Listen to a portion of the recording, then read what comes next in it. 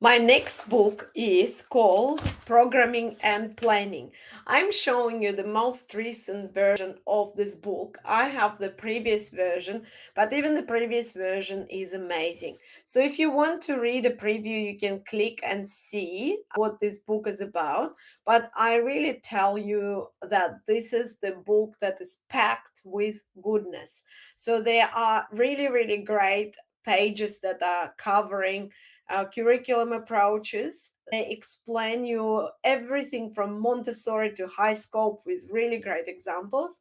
But also, the whole chapter is on how to observe children and how to prepare the program. I think what I really like about this book that it is inspired by social cultural approach, and it's slightly different from any other books on observations and planning, because they do consider all the most recent contemporary theories, such as feminist theory, social cultural approach to assessment, and many, many other great things like that.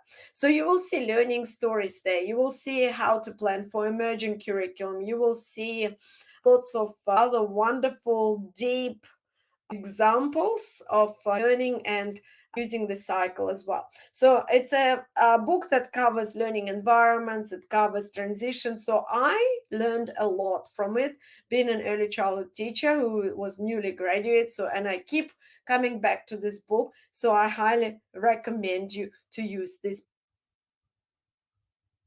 Another great book that I like is by Karen Cairns as well, and it is fabulous book. So I really like it. I have a copy of it. So that's a hard copy. As you can see, lots of post-it notes. And here I am displaying it on the screen. So you can see that frameworks for learning and development.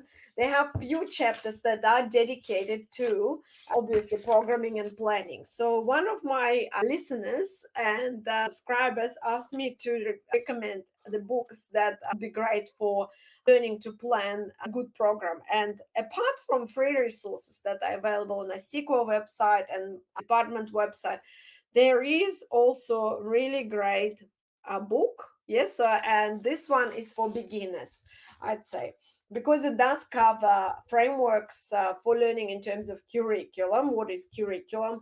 How to design a curriculum. It does cover in chapter 10 frameworks and curriculum planning. In other words, how do you use EYLF to plan your program? And finally, it does cover planning for each of the domains. And I think this is really a good book that you need to have frameworks for learning and development.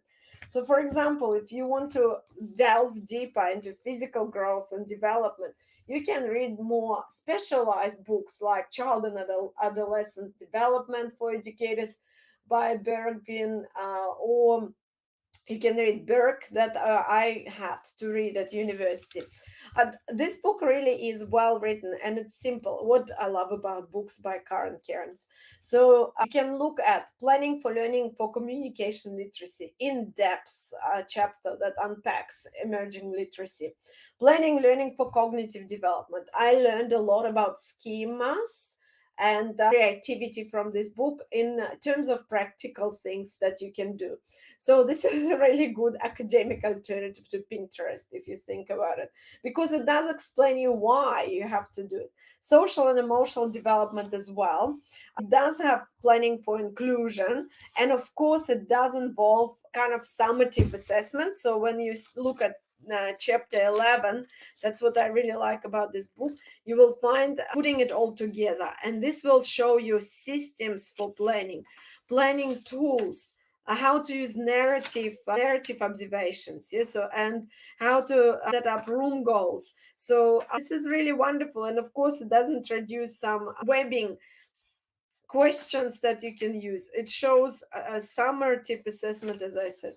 So really great book for anyone who would like to learn more about programming and planning.